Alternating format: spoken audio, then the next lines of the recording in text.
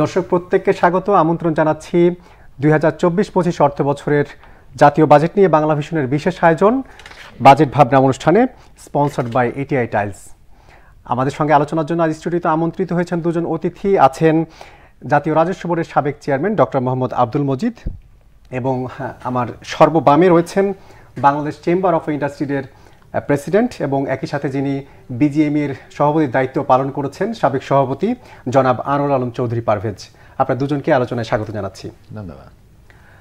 দর্শক, আপনারা জানেন কিছুক্ষণ আগে অর্থমন্ত্রী আবুল হাসান মাহমুদ আলী সংসদে পেশ করেছেন 2024-25 অর্থ বছরের বাজেট, যেখানে তিনি এই বাজেটের লক্ষ্যমাত্রা দিয়েছেন 7,97,000 কোটি টাকা। এই বাজেটে তিনি 6.5% প্রবৃদ্ধি, প্রায় 7.5%, 6.75% প্রবৃদ্ধি অর্জন করতে চান। একই সাথে যেহেতু জিনিসপত্রের দাম বাড়ছে, তিনি মূল্যস্ফীতিও নিয়ন্ত্রণে রাখতে চান 6.5%-এর মধ্যে এই বাজেট তিনি ঘোষণা করেছেন।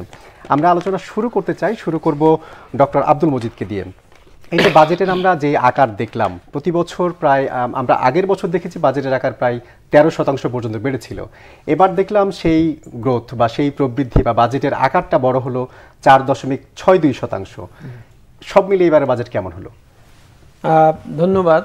আমি মনে করি এটা একটা স্বস্তিকর বিষয়, এই জন্যে যেখানে অন্যান্য বছর 12-13% করে প্রবৃদ্ধি শো করে বাজেটের আকার বড় করা হতো, এবার সেখানে 4.something করে দেওয়া হচ্ছে।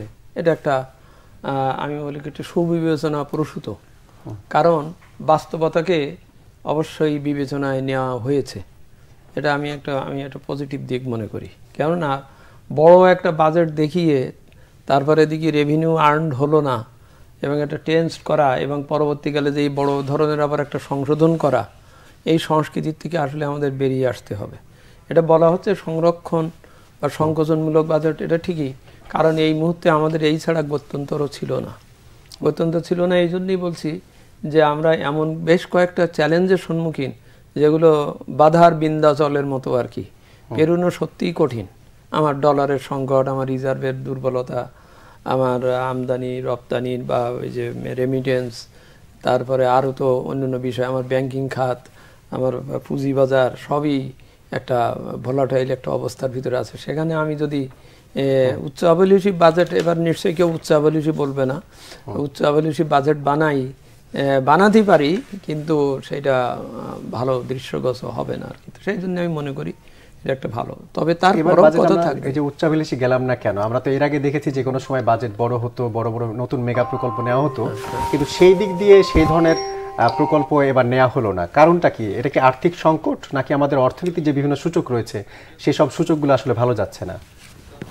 দুটোই, সূচক ভালো যাচ্ছে না এটাও যেমন, আর আমাদের আর্থিক সংকট তো বটেই। কেননা আমরা উন্নয়ন করার জন্যে আমরা প্রচুর বৈদেশিক বা দেশি ঋণ নিয়েছি, দেশি বিদেশি প্রচুর ঋণ নিতেই হয়েছে, অবকাঠামো করতে গেলে তো এটা লাগবেই। কিন্তু সেই ব্যয়টা আমরা যথাসময়ে করতে পারিনি, ফলে জিনিস তৈরি হয়নি, কিন্তু আমার ওই আসল শোধ করবার সময় অর্থাৎ গ্রেস পিরিয়ড শেষ হয়ে গেছে। তারপরে এমন সময়ে আমাকে এমন কিছু ঋণ নিতে হয়েছে বা চুক্তিতে যেতে হয়েছে যেটা অনেকটা হার্ড টার্ম লোনের। আমি জীবনভর ওয়ার্ল্ড ব্যাংক, এডিবি এবং জাপান থেকে medium and long term loan নিয়ে থাকি, কনসেশন লোন, এবং সেই লোন আমি 2015 পর্যন্ত যা নিয়েছি সেটা আমার শোধ করার সক্ষমতাও সেইভাবে ছিল। আমি ERD director foreign aid budget and account ছিলাম, আমি হাতেই শোধ করতাম। আমি জানি আমরা কোনোদিন ডিফল্টার হইনি, হওয়ার মতন পরিস্থিতি হয়নি। সবসময় আমার ডিএসএল ভার্সাস আমার জিডিপি বা আমার এর সঙ্গে ভালো ছিল। কিন্তু 2015 সালের পরে বিশেষ কারণে যেহেতু আমার বেশ কিছু বড় মেগা প্রকল্প নিতে হয়েছে, এবং বিশেষ করে ওয়ার্ল্ড ব্যাংক যখন আমাকে লোন দেয়নি, তখন আমি নিজের থেকে টাকায় করা বলা মানে কি, আমি অন্য জায়গার টাকাকে সাশ্রয় করে এনে এখানে নিজের টাকা বলে শোধ করেছি। ওই টাকা আমার ওই লোন নিয়েই নিতে হয়েছে। এই যে বাজেট সাপোর্ট বলে না, এটা ওটা বলে এটা জনগণের কাছে স্পষ্ট করা ভালো বা স্পষ্ট থাকা ভালো যে টাকাটা আমার নিজের না, এটা আসলে আমি যে টাকা দিয়ে তোমার এই জগ কিনে দিতে পারতাম, সেই টাকাটা আমি পদ্মা সেতুতে দিয়ে দিছি, দিয়ে আমি লোন করে জগ মগ কিনতেছি। অর্থাৎ আলটিমেটলি ওটা কারণ নিজের টাকা যদি থাকতোই তাহলে তার আমার এতদিন মানুষের সাথে দেন দরবার করা লাগে না, আমি নিজের টাকায় নিজে করি। তো ঠিক আছে, এটা একটা পদ্ধতি, এর পদ্ধতিতে কোনো দোষের কিছু নাই। এবং আমাদের একটি জাতীয় গৌরব পদ্মা সেতু আমরা করতে পেরেছি, আমার এর বহু সুযোগ পরে হবে। কিন্তু যেটা হয়েছে যে আমি যে টাকায় যে সময়ে যে জিনিস তৈরি করতে পারতাম, এই যে কঠিন সত্ত্বের লোন নিয়ে সেই সময় সেই জিনিস যদি করতে পারতাম তাহলে আমার এটা কোনো সমস্যা ছিল না। আমার ঢাকা চিটাগাংয়ের রোড আর 4 বছরে যদি শেষ করার কথা থাকে এবং সেইটা যদি আমি 12 বছরে শেষ করি তাহলে আমি 8 বছরের উপযোগিতাটা পেলাম না। 4 বছর আগে যদি আমার রোডটা শেষ হয়ে যেত তাহলে আমার চিটাগাংয়ের সাথে আমার যোগাযোগ ব্যবস্থা এটা ওটা 4 বছর 8 বছরে যে বেনিফিটটা পেত সেটা তো পাইনি, কারণ আমার রাস্তা শেষ করতে পারি। সেক্ষেত্রে খরচও কম হতে পারত। হ্যাঁ, খরচ কম হতে পারতো অবশ্যই, কারণ সময়ের প্রেক্ষাপটে জিনিসের দাম তো বাড়েই। অর্থাৎ আমি যে সময়ের কার টাকা সেই সময়ে সেই সাশ্রয়ী মূল্যে শোধ করতে পারিনি, সেখানে তো আরও অন্য ধরনের থাকে। এটা তো অবধারিত ব্যয় বেড়ে যে গেছে, তা যেহেতু আমার বেড়ে গেছে অথচ আমি বেশি টাকা নিয়ে ফেলছি, এটা আমার শোধ করার দায়িত্ব নিতেই হচ্ছে, এই অর্থনীতিকে নিতেই হচ্ছে। সেই নীতি যে আমার টাকার দরকার, আমি এখন নতুন কোনো প্রকল্প নিতে গেলে যে টাকার দরকার তার একটা সিংহভাগ আমার খেয়ে ফেলছে ওই আসল আর সুদের কিস্তি শোধ করাতে। আপনি আসল আর কিস্তি সুদের টাকা যেটা অভ্যন্তরীণ ঋণের সুদ আর বৈদেশিক সেটাই আপনার ওই অর্ধেক টাকা চলে যাবে। জি, জনাব পারভেজ, আপনার কাছে একই বিষয় জানতে চাই যে আজকে আমরা যেটা দেখলাম শর্ত সাপেক্ষে প্রাতিষ্ঠানিক কর বা কর্পোরেট করটা কিছুটা কমানো হয়েছে, কিছু কিছু ক্ষেত্রে কর অবকাশ সুবিধা তুলে নেওয়া হয়েছে। এখন সব মিলিয়ে বাজেটটা কেমন হলো? এই বাজেট কি আমরা আসলে ব্যবসা বান্ধব বলতে পারি বা উদ্যোক্তা বান্ধব বলতে পারি? দেখেন, প্রথমে বলতে হয় যে এই বছর বাজেট পেশ করাটা কিন্তু খুব কঠিন, কারণ আমাদের economy was not doing well. আমাদের ফরেন রিজার্ভ কমে গেছে, আমাদের ডলার ডিভ্যালু হয়েছে, আমাদের ইনফ্লেশন অনেক হাই, ইন্ডাস্ট্রিগুলি তার সক্ষমতা অনুযায়ী চলতে পারে নাই, তারা এনাফ এলসি ওপেন করতে পারে নাই, raw material. On the other hand মার্কেটও ডিমান্ড কমছে। আমাদের এনার্জি সেক্টরের এখনও কিন্তু স্বস্তিকর পরিস্থিতিতে আসে নাই, এবং সব কিছু মিলে ইট ওয়াজ এ ভেরি টাফ একটা চ্যালেঞ্জিংয়ের মধ্যে বাংলাদেশ সরকারকে এই বাজেটটা পেশ করতে হয়েছে। সো ডেফিনেটলি সরকারেরও টার্গেট হলো ইনফ্লেশনকে সবার আগে কন্ট্রোলে আনা এবং ফরেন রিজার্ভটাকে কিভাবে ঠিক ইমপ্রুভ করা যায় সেটা যেমন সরকারের একটা দিক, মানে ইম্পর্টেন্ট একটা এরিয়া। সাথে সাথে যে জিডিপি গ্রোথ ধরে রাখা 6.75, তা এখানে আসলে 6.75 আসলে জিডিপি গ্রোথটা আমার কাছে কখনোই খুব একটা বেশি ইম্পর্টেন্ট মনে হয় না। আমার কাছে মনে হয় যে এরকম ক্রাইসিস পিরিয়ডে সবচেয়ে ইম্পর্টেন্ট হলো যেহেতু ইনফ্লেশন হাই এবং এটাকে নামানো আমি কোনো পথ ওইভাবে দেখছি না। অন্তত এক্সিস্টিং ইন্ডাস্ট্রিগুলি যাতে সারভাইভ করে সেটা সরকারের দৃষ্টি থাকা উচিত, কারণ সেটার সাথে এমপ্লয়মেন্ট ইজ রিলেটেড। কারণ ইনফ্লেশনের সাথে সাথে মানুষের যেহেতু পারচেজিং পাওয়ার কমে যায়, তখন তারপরে যদি আবার চাকরিও চলে যায় তাহলে এটা কিন্তু আরও বুমেরাং হয়ে যায়। সো ডেফিনেটলি সরকার চেষ্টা করেছে যে তার লিমিটেশনের মধ্যে কীভাবে বাজেট পেশ করা যায়। বাংলাদেশের জন্য এটা যে একটা খুব ফ্লাওয়ারি বাজেট তা না, এটা আমি মনে করি যে সরকারের মতন যেটা মজিদ ভাই বলেছে যে চেষ্টা করেছে যে একটা কনজারভেটিভ। কিন্তু সেই অর্থে কি বাজেটে কনস্ট্রাকটিভ বা যে গঠনমূলক পদক্ষেপ নেওয়া দরকার ছিল সেসব কি নেওয়া হয়েছে? দেখেন, গঠনমূলক ডিটেলস না জানা পর্যন্ত কিন্তু বলা খুব কঠিন। আমরা কিন্তু এখনো ডিটেলস সবকিছু কিন্তু জানি না। আমরা যদি মূল্যস্ফীতি কথাটাই বলি, যদি 6.5% মূল্যস্ফীতি সরকার আসলে ধরে রাখতে চায় বা এর নিচে নেমে আনতে চায়, এখনই আমরা ডাবল ডিজিটে রয়েছি, এটা কিন্তু আমার কাছে মনে হয় যে it will be very very difficult. এটা সম্ভব হবে কিনা ডাউট, কারণ মোস্টলি দেখা যাচ্ছে যে ফুড আইটেমগুলি যেটা ডেইলি কনজিউমার সেটা কিন্তু বেড়ে গেছে অনেক বেশি, যেটা মানুষের নিত্য প্রয়োজনীয়, এটা কিন্তু মানুষকে খেতেই হবে। আপনার এখন ইলেকট্রিসিটির দামও বেড়ে যাচ্ছে, প্রতি 3 মাস পর পর আপনার ওয়াটার বিলও বেড়ে যাচ্ছে, আপনার গ্যাস বিলও বেড়ে যাচ্ছে। তার মানে আপনার ট্রান্সপোর্ট বাড়তেছে, আপনার দেখা যাবে যে এটার সাথে বাড়ি ভাড়া বাড়বে, এটার সাথে সাথে খাওয়া দাওয়া এটাও বাড়বে। তার অন্যান্য যে চাহিদা সেটা কিন্তু সে আস্তে আস্তে কিন্তু কনজাম্পশন কমে দিবে, এবং সেই ক্ষেত্রে এটা কমার চান্স কিন্তু আমি অন্তত দেখি না। কারণ আমি যদি এগ্রোর কথা বলি, আপনি যদি খেয়াল করেন যে কৃষক 20 টাকা যে সবজি বিক্রি করে ঢাকা শহরে আস্তে আস্তে 80 টাকা হয়ে যাচ্ছে। বিকজ এটা নিয়ে যখন ডিসকাশন হয়, এটা নিয়ে যখন মানুষে রিসার্চ করার চেষ্টা করে, তখন দেখে যে প্রতি ধাপে ধাপে গ্রাম থেকে এটা যখন তার টাউনে আসে সেখানেও তাকে চাঁদাও দিতে হয়, এটাও দিতে হয়। ওখান থেকে যখন আবার শহরে আসে তখন তাকে ওই পুলিশ থেকে আরম্ভ করে সবাইকে চাঁদা দিয়ে দিয়ে এই কারণ বাজারে আইসা পোষায়, তখন অলরেডি এটা 60 টাকা হয়। ওইটার অ্যাড্রেস কিন্তু কেউ করছে না। ওইটা অ্যাড্রেস না করাতে তাতে গিয়ে কি হচ্ছে যে এটা কমার, ওটা অ্যাড্রেস না করা পর্যন্ত এটা কিন্তু কমবে না। সেকেন্ড হলো, যেহেতু আমাদের কিছু কিছু ফুড গ্রেন ইম্পোর্টও করতে হচ্ছে এবং ডিভ্যালুও হচ্ছে, সুতরাং ডিভ্যালু যেহেতু হচ্ছে সেহেতু ওটার একটা ইম্প্যাক্ট রয়ে গেছে।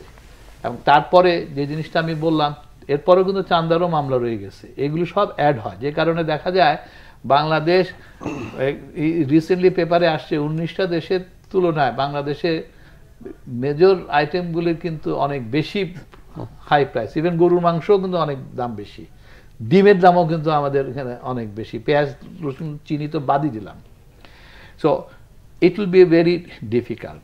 তবে মোটা দাগে যেটা বলতে হয় যে ইন্ডাস্ট্রিগুলি অন্তত ব্যবসা, হ্যাঁ, কন্ট্রাকশন পলিসি ভালো, কন্ট্রাকশন পলিসি যেতেই হবে, কোনো ইয়া নাই, বাট এই কন্ট্রাকশন পলিসিতে এক্সিস্টিং নতুন করে গ্রোথ না হোক, অন্তত এক্সিস্টিং ইন্ডাস্ট্রি সার্ভাইভ করে সেটা কিন্তু দৃষ্টিটা দিতে হবে। এবং সেটা যখন দেখা যায়, আজকে যদি বলা হয় যে আপনি যে একটু আগে বললেন যে ট্যাক্স, হয়তো কর্পোরেট ট্যাক্স কমানো হচ্ছে, কিন্তু যে কন্ডিশনগুলি দেওয়া হচ্ছে যে সারা বছর 36 লাখ টাকার উপরে ক্যাশ ট্রানজ্যাকশন হলে সে আর পাবে না। আসলে এটা একটা অবাস্তব, ইমপ্র্যাকটিক্যাল ফর দ্য সেক্টর, ব্যবসায় মানে ইন্ডাস্ট্রির জন্য।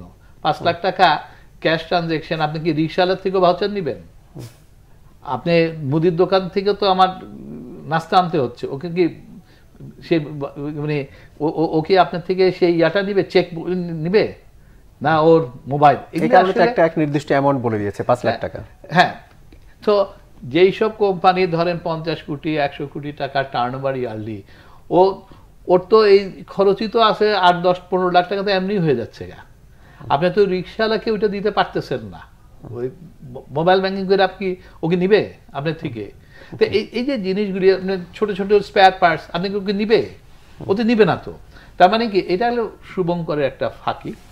তার থেকেও ইম্পর্টেন্ট হলো যে আমি মনে করি যে প্র্যাকটিসটা, যেখানে আসলে সবাই বাধাগ্রস্ত হচ্ছে। হ্যাঁ, তো এখন প্র্যাকটিসটা যদি বলা হয় তাহলে তো আবার অনেক কিছুই বলতে হয়। আজকে 5 বছর 6 বছরের পুরানো ফাইলটা এনেও বলা হচ্ছে যে যেগুলি অ্যাসেসমেন্ট হয়ে গেছে সব ডান, তুমি তো ভাই ওখানে ব্যাট দাও নাই। হ্যাঁ, আর চিটং পোর্টে বলা হচ্ছে যে না, এটা তো মিস ডিক্লারেশন, অথচ 10-15 বছর ধরে যেই এইচএস কোডের এগেনস্টে ম্যাটেরিয়াল আসতেছে বা ইকুইপমেন্ট আসতেছে, সেটার উপর বলা হচ্ছে যে না, এটা আমি মানি না, এটা অন্য এইচএস কোডে গিয়ে। এটা কি কর্মকর্তাদের কোনো দুর্বলতা নাকি কোনো পদ্ধতিগত জটিলতা?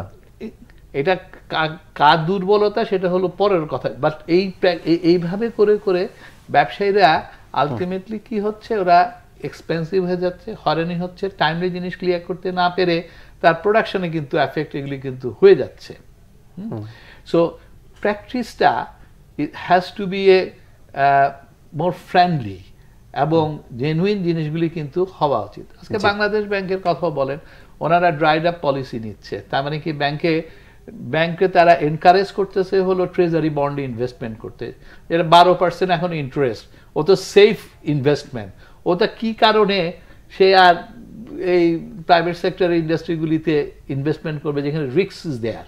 জি, আমি ইনভেস্টমেন্ট প্রসঙ্গে একটা প্রশ্ন করতে চাই যে সরকার এবার তাদের এই যে বাজেট ঘাটতি, সেটা ঘাটতি পূরণের ক্ষেত্রে ব্যাংকিং ব্যবস্থা থেকে 1,37,000 কোটি টাকা লোন নেবে, সেই ক্ষেত্রে কি আসলে ইনভেস্টমেন্ট বাধাগ্রস্ত হবে? এই জন্য আমি বললাম যে আমি এটাও তো আসতে যাচ্ছিলাম যে এই যে বিকজ বাংলাদেশ ব্যাংকের হলো পলিসি হয়েছে ড্রাইড আপ, ওরা মনে করে যে ইনফ্লেশন কন্ট্রোল করতে গেলে ব্যাংকের সার্কুলেশন কম হইতে হবে, যে কারণে ওরা ড্রাইড আপের কথা দিকে চলে যাচ্ছে। ওরা এই ট্রেজারি বন্ডে ইনভেস্টমেন্টের বেশি করছে, এনকারেজ করছে। এখন সরকার যখন টাকাটা আবার নিয়ে নিবে তখন কিন্তু ওদের আরো অ্যাকাউন্ট কিন্তু ফাঁকা হয়ে যাবে, তখন আর ব্যবসায়ী কিন্তু আর সেই টাকাটা কিন্তু তার ওয়ার্কিং ক্যাপিটাল যে লাগবে সেটা কিন্তু সে টাইমলি আর পাবে না। হ্যাঁ, সুতরাং এই জন্য বললাম যে সবচেয়ে ইম্পর্টেন্ট হয়ে গেছে এখন এক্সিস্টিং ইন্ডাস্ট্রির সার্ভাইভাল। আপনি তার নতুন ইন্ডাস্ট্রি তো হবে না, কেন হবে না তাও আমি আপনাকে বলে দিচ্ছি। আপনি রিসেন্টলি দেখছেন একটা সার্কুলার চলে আসছে, এবং সার্কুলারটা কি, ইকোনমিক জোনের বাইরে কেউ ইন্ডাস্ট্রি করতে পারবে না। ইকোনমিক জোনের বাইরে যদি করে তাহলে তাকে গ্যাস বিদ্যুৎ পেতে বিড়ম্বনায় পড়তে হবে, সে ট্রেড লাইসেন্স কেউ ইস্যু করতে পারবে না, এটা সার্কুলার হয়ে গেছে। আপনার পাওয়ার সেক্টর থেকে কোনো ইলেকট্রিক লাইন দিতে পারবে না, এবং ব্যাংকও এগুলি না পেলে ব্যাংক ফাইন্যান্স করতে পারবে না। এই সব ব্যাপারে কি বাজেটে কোনো নির্দেশনা থাকা দরকার ছিল?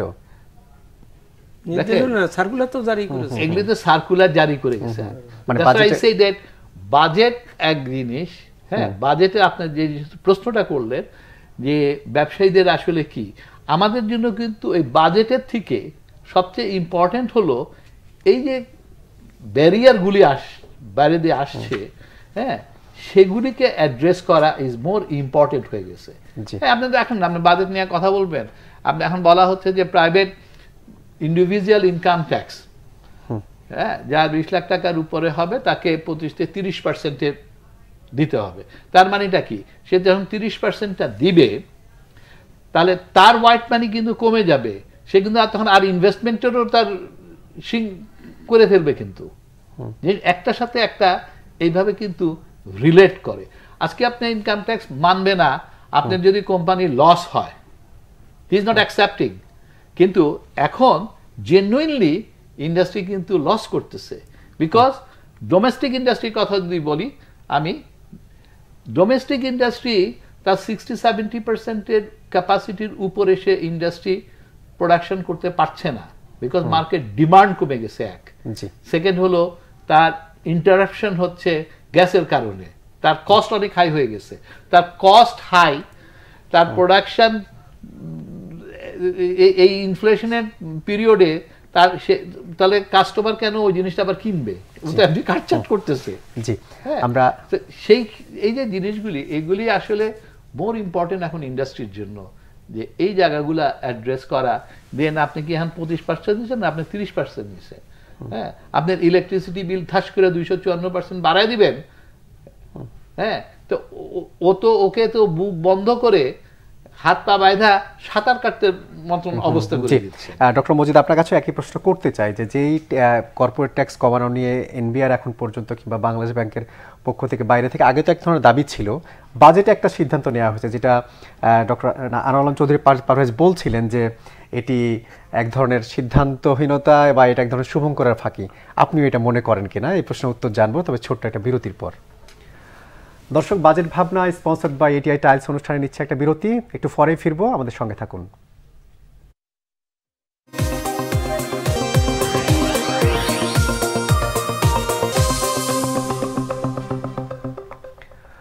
দর্শক, বিরতির পর আরেকবার স্বাগত বাজেট ভাবনা স্পন্সর্ড বাই এটিআই টাইলস অনুষ্ঠানে। আমরা আলোচনা করছিলাম, স্টুডিওতে আমন্ত্রিত হয়েছেন ডক্টর মোহাম্মদ আব্দুল মজিদ এবং রয়েছেন আনোয়ার আলম চৌধুরী পারভেজ। আমরা বিরতির আগে জনাব পারভেজের সঙ্গে কথা বলছিলাম। এরপর যে ডক্টর মজিদ, আপনাকে যেই প্রশ্নটি বিরতির আগে করেছিলাম যে কর্পোরেট ট্যাক্স নিয়ে সরকার যে সিদ্ধান্ত নিয়েছে বা বাজেটে যেই ঘোষণা দেওয়া হয়েছে, এটাকে আপনি শুভঙ্করের ফাঁকি মনে করেন কিনা? দেখেন, বৃহস্পতিবারের দিন, বিশেষ করে বাজেট ঘোষণার দিন এইভাবে শুভঙ্করের ফাঁকির কথাটা আমি সরাসরি বলতে চাচ্ছি না। বিষয়টা হচ্ছে বাস্তবতাটা যেটা, সেটা দেখতে হবে। সেটা দেখতে হবে এই যে আপনি একদিকে সংকুচিত করছেন বা দেখছেন, অন্যদিকে আপনি বৃদ্ধির চেষ্টা করছেন, দুটোর ভিতরে মনে হচ্ছে একটা সামঞ্জস্যহীনতা আছে। যেমন আমি বলি, ইনফ্লেশন কমানোর জন্যই আপনি চেষ্টা করছেন বলছেন, কিন্তু যা যা আপনি ডিউটি যা বসাচ্ছেন বা শুল্ক বা যা বসাচ্ছেন এগুলো সবই কিন্তু পরোক্ষ কর। পরোক্ষ কর মানেই হচ্ছে ইট টাচেস এভরিবডি, অর্থাৎ সকলকে। তো সকলকে টাচ করে আপনি যে জরিমানা বলেন, সারচার্জ বলেন, যা যা বলেন, ইভেন টেলিফোনের বিলের উপর যা বলেন, সবই কিন্তু ultimately cost of doing business হয়ে যাচ্ছে সকলের, ইনফর্মাল সেক্টরে, এবং ঘুরে ফিরে সেটা ভোক্তার উপরে চাপ, ভোক্তার উপরে চাপ পড়বে। তো ভোক্তার উপরে চাপ পড়লে ওদিকে আপনি ইনফ্লেশন 6 পয়েন্ট কততে রাখার চেষ্টা করেছেন। অন দ্য আদার হ্যান্ড প্রত্যক্ষ কর যেখানে বাড়ানো দরকার স্কোপ, এবং যেটার ওই যে বললাম সকলের উপর পড়ে না, যার কর আছে, যার কর দেওয়ার কথা সেই দেয়, সেই তো তার ব্যাপারে আপনি কিন্তু খুব বেশি ইয়ে করলেন না, শুধুমাত্র কি হলো 25-এর জায়গায় 30। কিন্তু এটা তো কিন্তু আরো বরং কস্ট অফ ডুইং বিজনেসকে বাড়াবে, কারণ যে আগে 25 দিয়ে পারতো, তার এখন যেহেতু হয়তো একটু আয় বেশি বলে তার 30 দিতে হবে। হ্যাঁ, এইটা কিন্তু আপনার ওই অর্থে আসতেছে না। তো সেই জন্যই এখানে শুভঙ্করীর ফাঁকি ঠিক শব্দটা সরাসরি এরকম একটা বাজেটের দিন, ঘোষণা দিন না বলে বলতে হবে যে এটা অসামঞ্জস্যপূর্ণ, এবং এটার ভিতরে একটা সমন্বয়ের চিন্তা এবং চেতনার মধ্যে, উদ্দেশ্য এবং বিধির মধ্যে একটু ফাঁকা আছে। একটা আরেকটাকে সাপোর্ট করছে না। সাপোর্ট না করলে পর ফলাফল যা হবার তাই হবে। হ্যাঁ, কারণ মানুষ আলটিমেটলি দেখবে, সকালবেলা উঠে সে ওইটাই দেখবে যে তার জিনিসের দামটা কমেছে কিনা। তা কমাবে কে? যে কমাবে, যে বিজনেসের কথা বললেন, অনেকে বলে থাকেন যে শুধু বিজনেসম্যানদের কথাই বলে বাজেটে। বিজনেসম্যানদের তো কথা হবেই, কারণ অর্থনীতি, উৎপাদন, সবকিছু ভোগ ইত্যাদি সে তো তৈরি করবে, সেই সবকিছুর সাথে সম্পর্কিত ব্যবসা না, বিনিয়োগ তো সেই করে, সাধারণ লোক তো করে না। তবে উনি বিনিয়োগটা যেন সাশ্রয়ভাবে করতে পারেন, করলে দামটা দিতে পারেন এবং ও পাবে। যেমন আমরা অনেক সময় শুল্ক কমাই কোনো একটা পার্টিকুলার আইটেমে, শুল্ক কমালাম ঠিক আছে, কিন্তু কমানোর যে ফলাফলটা সেইটা কিন্তু ভোক্তার কাছে যাচ্ছে না। ওই সেই ডিমের দাম সেই তাই থেকে যাচ্ছে, ভোজ্য তেলের দাম হয়তো সেই থেকে যাচ্ছে। এখানে সুশাসনের প্রশ্ন। সুশাসনটাকে নিশ্চিত না করে আপনি অর্থনীতিকে সোজা করবেন, করবেন, আপনি আয় বলবেন, আপনি ব্যাংকিং সেক্টরকে সুস্থ না করে আপনি এনবিআরকে বলবেন করের বাড়াও, মানে কি বলে কর বাড়াও, এটা তো হবে না, কারণ ওর মেন সোর্স হচ্ছে ব্যাংকিং। এই প্রশ্নে আমি একটা প্রশ্ন করতে চাই যে এইবার যে এনবিআরকে টার্গেট দেওয়া হলো প্রায় 4,80,000 কোটি টাকা রাজস্বের টার্গেট, সেই সক্ষমতা কি আসলে এনবিআর আছে? মানে এই আমরা যদি সংশোধিত রাজস্বের টার্গেট বলি 4,10,000 কোটি ছিল, সেখানে প্রায় 70,000 কোটি টাকার টার্গেট নতুন করে বাড়িয়ে দেওয়া হলো। সেই সক্ষমতা, আপনি তো দীর্ঘদিন এনবিআরে ছিলেন, আপনি কিভাবে দেখছেন? না, সক্ষমতা আছে আবার নাই বলি, এই জন্যই বলি আপনি যদি অর্থনীতিকে ঠিক করে দেন বা ঠিক থাকে, তাহলেও 470 কেন 5-5-এর উপরেও সে যেতে পারে। আপনি অর্থনীতিকে ঠিক করবেন না, সেখানে মূল্যবোধ ঠিক করবেন না, সেখানে কাউকে পোষণ করবেন এবং কাউকে তোষণ করবেন, সেই সময় সেই ক্ষেত্রে তো ওর জন্য এটা কঠিন। আরেকটা জিনিস এখানে আমি বলি, এই যে টার্গেটটা এনবিআর যেটা দেওয়া, এটা একটা যাদববাবুর পাটিগণিতির ব্যাপার। আমার মোট 7-8 হচ্ছে এত, সেখান থেকে আমি ভর্তুকি এটুকু বাদ দিতে চাচ্ছি, মানে ঘাটতি বাদ দিতে চাচ্ছি, তাহলে তোমার উপরে। তো এইটা তো বাস্তবসম্মত হচ্ছে না। বাস্তবসম্মত করা যেত যদি, আমি একটু অন্যভাবে বলি, জাতীয় রাজস্ব বোর্ড নিয়ন্ত্রিত কর যেটা দেখা যাচ্ছে, আপনি গত বছর 4.10 রিভাইজ করেছে, আপনি সেখানে 4.80 করলেন, 70 আপনি বাড়ালেন, কিন্তু আপনার অর্থনীতিতে আরো কজন আছে জাতীয় রাজস্ব বোর্ড বহির্ভূত, যেটা সেখানে সবই আপনার ওই স্টেট ওন কর্পোরেশন, এরাই। তাই এদের বেলায় দেখা যাচ্ছে আপনি কিন্তু ওই গ্রোথটা ওইভাবে দেখান না। আপনি কি হলো, গতবার যেখানে 19 ছিল, এবার সেখানে আপনি 15 করছেন, আপনি আর উল্টো কমিয়ে দিচ্ছেন। পাবলিকের কাছ থেকে যে কর নেবেন, আপনি এদিকে বলছেন পাবলিকে খুব সুস্থ করতে চাচ্ছেন, হ্যাঁ, কিন্তু তারে আপনি প্রচুর সার্ভিস চার্জ এটা ওটা দিয়ে এটি বাড়াচ্ছেন। অন দ্য আদার হ্যান্ড আপনার টাকা, আপনার নিজের টাকা, যারা বিরাট উপার্জন করতেছে, আয় করতেছে, দেখা যাচ্ছে তাদের সম্পদ, তারা আমাদের জিডিপির প্রায় 17% সম্পদ হচ্ছে এই স্টেট ওন কোম্পানিগুলোর।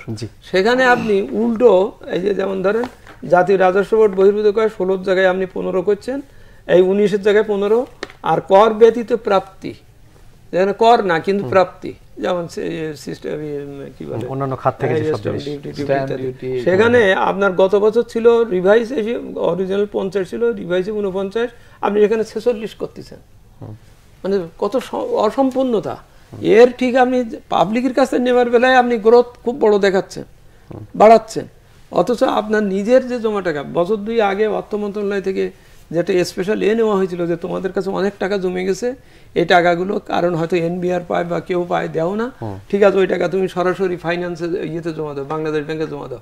এই আদেশও এই দেশে করা হয়েছে। অর্থাৎ সেক্টর কর্পোরেশনগুলো কত টাকা রয়ে গেছে, সেই টাকা সেই আদায় কিন্তু হয়নি।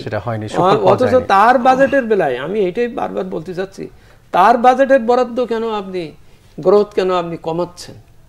তার মানে are you patronizing the inefficiency or the so-called corruption or something? জি, আমি এই পেট্রোনাইজিং বা করাপশন নিয়ে প্রশ্ন করতে চাই জনাব পারভেজ। আজকে আমরা যেটা দেখলাম যে বাজেটে নতুন করে এবার 1 বছর বিরতির পর ব্ল্যাক মানি হোয়াইট করার একটা সুযোগ দেওয়া হয়েছে। অনেকে বলছে যে আনডিক্লেয়ার্ড মানি জমি কিংবা প্লটে কিংবা ফ্ল্যাটে বিনিয়োগ করা যাবে।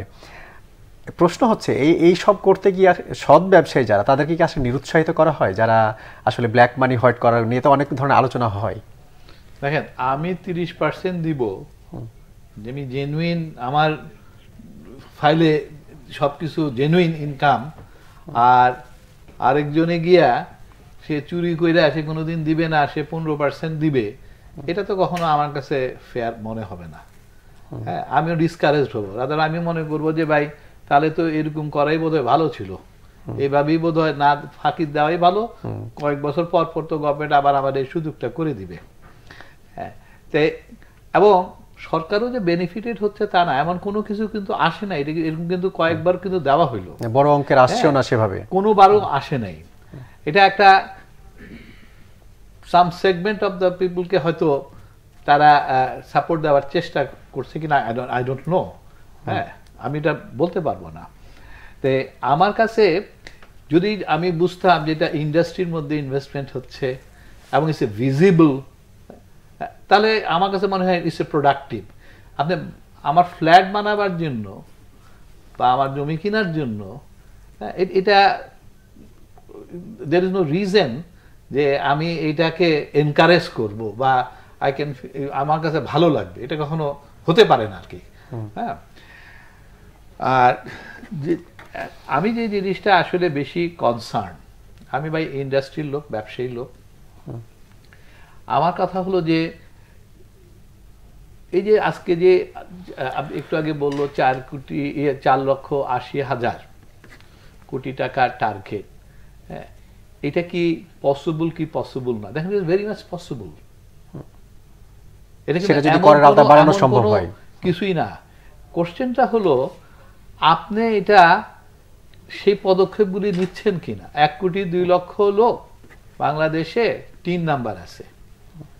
আমি যদি বলি বাড়ির ওনার কজন আছে বা বাড়ি ভাড়া কজন পায়, আপনি দেখবেন সেই সংখ্যা কিন্তু এর থেকে বেশি, বহু বেশি, এর থেকে অনেক বেশি। গাড়ি কতগুলো আছে হিসাব করেন তো দেখি প্রাইভেট। তা ওরা কি, ওদের কি 3 নাম্বার দরকার হচ্ছে না? এখন তো 3 ছাড়া সব করাও যাবে না। গাড়ি থাকলে তো হচ্ছে। আমার কথা হলো যে ট্যাক্স রিটার্ন সাবমিট করতেছে 1,02,00,000 এর মধ্যে আবার 39 লক্ষ। আবার তারাও কিন্তু সবাই কিন্তু আবার পটেনশিয়াল করদাতা না। হ্যাঁ, এবং এই 39 লক্ষ হয়েছে বিকজ অফ আমাদের মতন অর্গানাইজেশনে যেসব কর্মচারী আছে ওদেরটা দিতে আমি বাধ্য, নাহলে ওকে আমি চাকরি দিতে পারবো না। ওর 3 নাম্বার থাকতে এটা আমার রেসপন্সিবিলিটি হয়ে গেছে অর্গানাইজেশনের, এর জন্য কিন্তু বাড়ছে। বাট ওনাদের তরফ থেকে যে আগায় যাওয়া, আজকে ঢাকা শহর, চিটং শহর কেন, আপনার অন্যান্য যে ডিস্ট্রিক্টগুলি রয়েছে, আজকে অন্যান্য ডিস্ট্রিক্টে কিন্তু কোটি কোটি অনেক লোক রয়ে গেছে গা। হ্যাঁ, এদেরকে যে আওতায় আনা এবং ওদের থেকে যে ট্যাক্স কালেকশন করা, এটা কিন্তু যদি করতে পারে এখনই কিন্তু 5 লক্ষ হয়ে যাবে। কিন্তু আপনি কি করতেছেন, ওই সেম মরককে কিন্তু আপনি জবাই করার চেষ্টা করতেছেন। দেখা যাবে একই ব্যবসায়ীর উপর সেই চাপটাই পড়বে ঘুরে ফিরে। এটা বিকামিং এ ডিফিকাল্ট, টাফ। নালে আপনি বলেন না, এই যে গত বছরও যে আপনি বলতেছেন যে ওনারা টার্গেট রিচ করতে পারে নাই, 3,80,000 কালেকশন হয়েছে এনবিআর এ গত এপ্রিল পর্যন্ত, তাই না? Still it's 16%। এখন 16% হয়েছে অথচ ইম্পোর্ট কমছে, import almost like 16 to 18% import কমছে, ক্যাপিটাল মেশিনারি এলসি কম হয়েছে প্রায় 23%, মিডল যে ইন্টারমিডিয়েট যে প্রোডাক্ট সেটা ড্রপ করছে হলো অলমোস্ট 30%, র ম্যাটেরিয়াল ড্রপ করছে 16%, ইন্ডাস্ট্রির গ্রোথ কমে গেছে, হ্যাঁ 6.6% চলে আসছে, এবং ওভারঅল হলো ইটস এ 23%, মানে সবচেয়ে কম। এর পরেও 16% growth, is it not big thing for the India? এখন যে জিনিসটা দরকার, যেটা মজিদ ভাই বলার চেষ্টা করছে, সেটা হলো যে সুশাসন, মানে কি রেসপন্সিবিলিটি এবং অ্যাকাউন্টেবিলিটি, সেটাকেই কিন্তু আসলে সুশাসন। ওনারা যদি আসলে নিজের দায়িত্ব নেয় আর অ্যাকাউন্টেবল করে তাহলে কিন্তু পসিবল, বাট বর্তমান সিস্টেমে দিস ইজ ডিফিকাল্ট। জি, আপনি যেটা সুশাসন এবং কর্পোরেট গভর্নেন্সের কথা বলছেন, সরকার তো আসলে বিভিন্ন ক্ষেত্রে করের আওতা বাড়াতে চায়, প্রাইম মিনিস্টার থেকে শুরু করে এনবিআর চেয়ারম্যান সবাই কথাটা বলছেন, আসলে বাড়ানো যাচ্ছে না কেন? আমরা গাড়ির মালিক আছেন, বাড়ির মালিক আছেন, এমনকি বিভাগীয় অনেক শহরেও তো অনেক বিত্তশালী মানুষ রয়েছেন, তাদেরকে করের আওতায় আনানো যাচ্ছে না কেন? পারভেজ ভাই যে প্রশ্নটা আপনি ওনাকে করেছিলেন তার শেষের অংশটাই একটা বলি।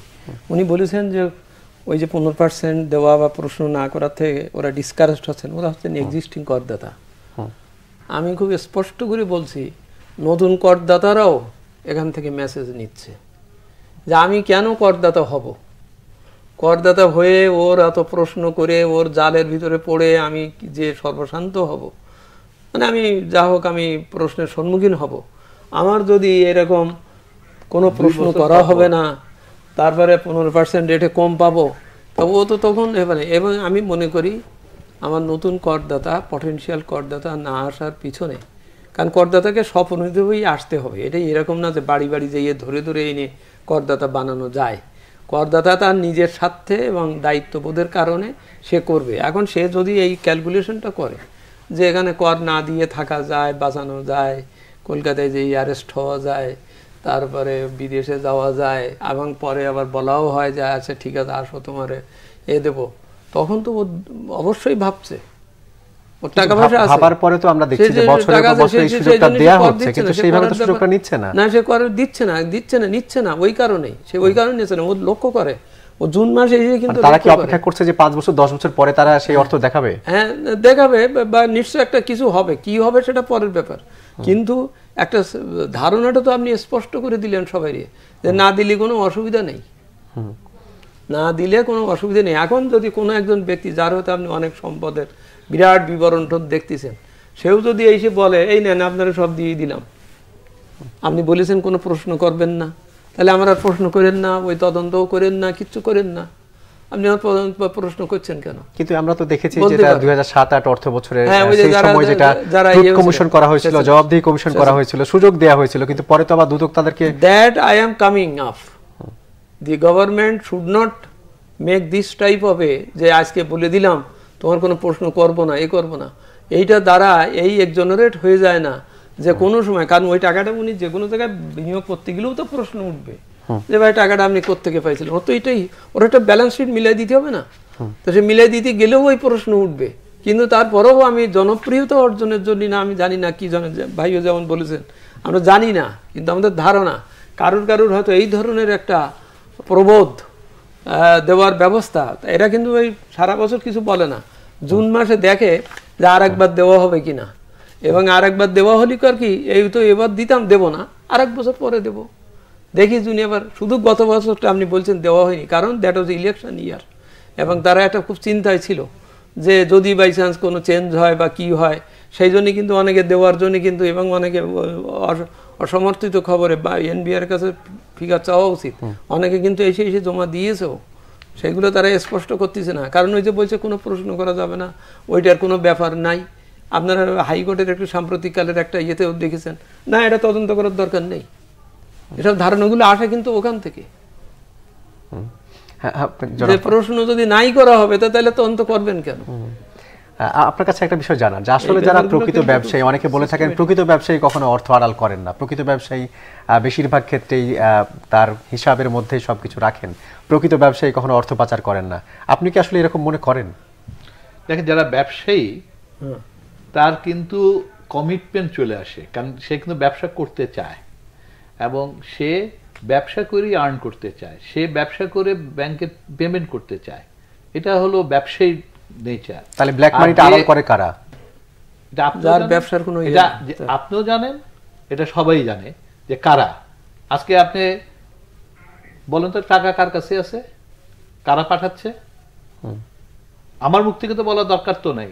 প্রতিটা ইনস্টিটিউশন আপনাকে টাকা দিয়ে কাজ করতে হয়, তাই না? আপনি থানায় যান না, একটা জিডি করেন, ওখানে দিবে। আপনি কাস্টমসে যান না, দেখেন। আপনি ইলেকট্রিক লাইন নেন না, আপনি দেখেন। পরিবেশের ছাড়পত্র নেন, লাগবে কোথায়? না, এই টাকা কই যায়, কোথায় যাচ্ছে? সো এই ধরনের প্রশ্নটা আমার মনে হয় যে আননেসেসারি বিব্রতকর সিচুয়েশনে ফালানো। দেখেন, আমি এনবিআর কে মিটিংয়ে আমি গত 4 বার একটা প্রশ্ন করলাম যে দেখেন, আমরা কিন্তু গ্রাজুয়েশনের দিকে যাচ্ছি, আপনারাও অলরেডি বলা শুরু করছেন যে সিঙ্গেল অ্যাকাউন্ট করার জন্য। আমরাও কিন্তু সিঙ্গেল অ্যাকাউন্ট করতে চাই এবং আমাদের যে জেনারেশন আসতেছে তারা কিন্তু আমাদের মতন 2টা 3টা 4টা অ্যাকাউন্ট রাখতে চায় না, ওরাও একটা অ্যাকাউন্ট চায়। তা আপনি আমাকে সাহায্য করেন, আমি আপনি ইন্টারন্যাশনাল প্র্যাকটিসটা এখানে ইন্ট্রোডিউস করেন, সংক্ষিপ্ত করতে। তখন উনি আমাকে বলে কি, আমি সে দেখেন, কোম্পানি যদি লস করে আপনি সেই লসটাকে অ্যাকসেপ্ট করেন, করা উচিত। আপনি কিন্তু কোম্পানির লস অ্যাকসেপ্ট করেন না, আপনি সেক্টরাল বেসিসে থাম রুলে যে এটা 25% গ্রস প্রফিট হবে। একটা সেক্টরে 10টা অর্গানাইজেশন 10 রকম ভাবে কিন্তু চালায়, সবার প্রফিট কিন্তু এক হবে না। ওর অ্যাকচুয়ালটা আপনি অ্যাকসেপ্ট করেন। ওর যে মিসেলেনিয়াস কস্ট, স্পিড মানি, বাংলাদেশি স্পিড মানি ছাড়া ইন্ডাস্ট্রি চলে না, সেটাকে মিসেলেনিয়াস হিসেবে অ্যাকসেপ্ট করেন। ও যদি কমপ্লাইন্স মিস্টেক করে সেটা আপনি অ্যাকসেপ্ট করেন। আপনি সেগুলি না করে আপনি আমাকে জোর করে এগুলিকে সব ইনকামে নিচ্ছেন আর এটাকে আপনি ট্যাক্স করতেছেন, তাহলে অ্যাকাউন্টস আমি কিভাবে করব? জি, আমরা শেষ করতে হবে, 1 মিনিটের মধ্যে আপনার কাছে শুনতে চাই। ওনারা বলল আমরা শুনছি, হ্যাঁ, বাট এটা প্র্যাকটিস হয়ে আসে, বাট আজ পর্যন্ত সেটা হয় নাই। এখন এই কারণে আপনি আমাকে বলেন বা ব্যবসায়ীদেরকে আপনারা বলেন আবার যে ব্যবসায়ীরা দিতে চায় না, ইট ইজ রং। জি, ব্যবসায়ীরা প্রকৃত ব্যবসায় নিশ্চয় দিতে চায়। আপনার কাছে জানতে চাইবো যে বাজেট তো আজকে ঘোষণা হলো, কিন্তু আমরা যেহেতু বাজেট ছোট, উন্নয়ন প্রকল্প অনেক ক্ষেত্রে কাটছাট হচ্ছে, নতুন কোনো মেগা প্রকল্প থাকছে না, সেই ক্ষেত্রে কি চলমান যে প্রকল্পগুলো রয়েছে সেটা কি আসলে হোঁচট খাবে বলে মনে করেন কিনা? না, হোঁচট খাবার ব্যাপারটা আসবে যদি আমার পুরোটা রেভিনিউ আর্নড হতে থাকে। আমার আবার বলছি, বাইরের থেকে অর্থ প্রাপ্তি কিন্তু খুব কঠিন হয়ে যাচ্ছে, এফডিআই নাই। তারপরে আমার যেহেতু বাজেট ওই কি বলে আমার রিজার্ভ কমে যাচ্ছে, আমার ক্রেডিবিলিটি, এই মোদি এবং কি আর একটা ওই যে ক্রেডিট রেটিং কি কোম্পানি, তারা কিন্তু আস্তে আস্তে আমাদের দিচ্ছে, ক্রেডিবিলিটি কমে যাচ্ছে। সুতরাং বাইরের থেকে আমার ফরেন আসার সমান কম, আমার রেভিনিউ কম। সুতরাং এই সবগুলো যদি সুস্থ না হয়, ভালো না হয়, ভালো টার্নওভার না হয়, তাহলে তো বাস্তবায়নে তো সমস্যা ধাক্কা খাবেই, তা ধাক্কা খাবেই। সেই জন্যই সকলকেই খুব মাইন্ড ইউর স্টেপ, আমি যেটা বলি, স্টেপটা পদক্ষেপটা চিন্তা করে করে এগোতে হবে। আমার যেন কজ অ্যান্ড ইফেক্টের মধ্যে যেন একটা সমন্বয় থাকে, তাহলেই হবে। অসংখ্য ধন্যবাদ ডক্টর মোহাম্মদ আব্দুল মজিদ, অসংখ্য ধন্যবাদ জনাব আনোয়ার আলম চৌধুরী পাঁচভেজ আজকে সময় দেওয়ার জন্য। দর্শক, এই ছিল আজকের বাজেট ভাবনা অনুষ্ঠান পাওয়ার্ড বাই এটিআই টাইলস। এতক্ষণ যারা আমাদের সঙ্গে ছিলেন সবাইকে ধন্যবাদ, ভালো থাকবেন সবাই, শুভ সন্ধ্যা।